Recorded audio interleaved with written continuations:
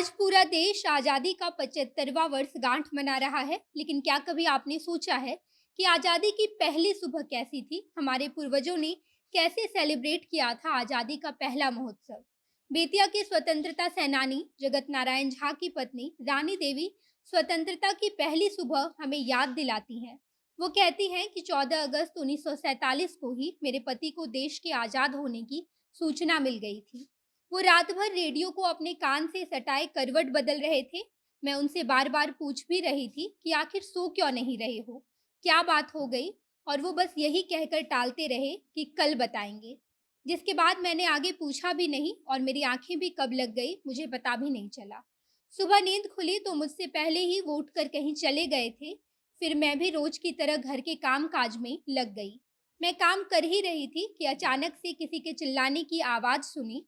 ए भैया भौजी हो, अंग्रेजवा भाग गइल सन, हमनी के आज़ाद हो गइली सन। मैं भागकर बरामदे में पहुंची। बाहर जाकर मैंने देखा तो पड़ोस के दरवाजे पर मेरे पति के साथ गांव के कई लोग जमा हो गए थे और सभी लोग भारत के आज़ाद होने की बात कर रहे थे। उस दिन गांव का माहौल ही बदल गया था। ये सब सुनकर सभी लोग बहुत खुश थे और पूरा गांव गाय के गोबर और पीली मिट्टी से घरों की लिपाई कर रहा था।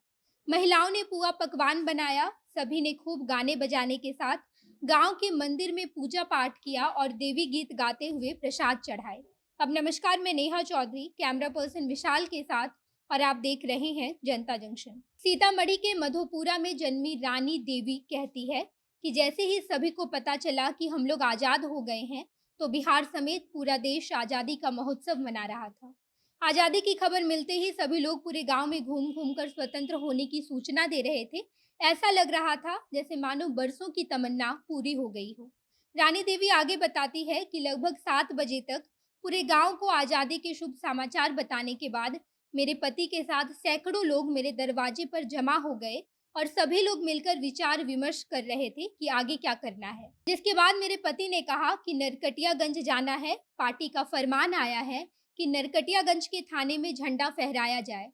जिसके बाद मेरे पति समेत कुछ लोग नरकटियागंज गए और वहां झंडोत्तोलन किया गया। इधर गांव के सभी महिलाएं मेरे घर में आकर बैठी थी और घंटों तक हमारी बातचीत हुई। फिर देर रात तक मेरे पति मिठाई लेकर आए और सभी को स्वतंत्र होने की खुशी में मिठाई बांटी गई। घर पर जितने भी आसपास के लोग मौजूद थे, सभी कह रहे थे कि बरसों की मेहनत के बाद सफलता मिली है। रानी देवी कहती हैं कि 14 साल की उम्र में मेरी शादी हो गई थी।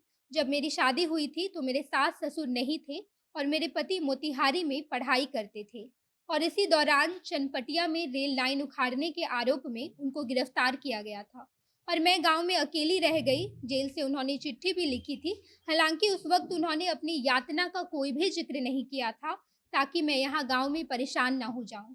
इसके बाद वो वापस आए और 1990 के आसपास वो बीमार हो गए। तभी उन्होंने जेल में सभी यातनाओं की सारी बातें बताई और अक्टूबर 2019 में वो हम सबको छोड़कर चले गए। बाकी आज़ादी की पहली सुबह की एक झलक हमने आपको बताने की कोशिश की है। बिहार के बेतिया की रानी देवी ने अपना अनुभव हमारे साथ साझा किया कि उनके गाँव में आज़ादी का पहला दिन कैसा था। बाकी आप स्वतंत्रता दिवस को खूब हर्षोल्लास से मनाइएगा। आगे की खबरों के लिए जनता जंक्शन देखते रहिए। धन्यवाद।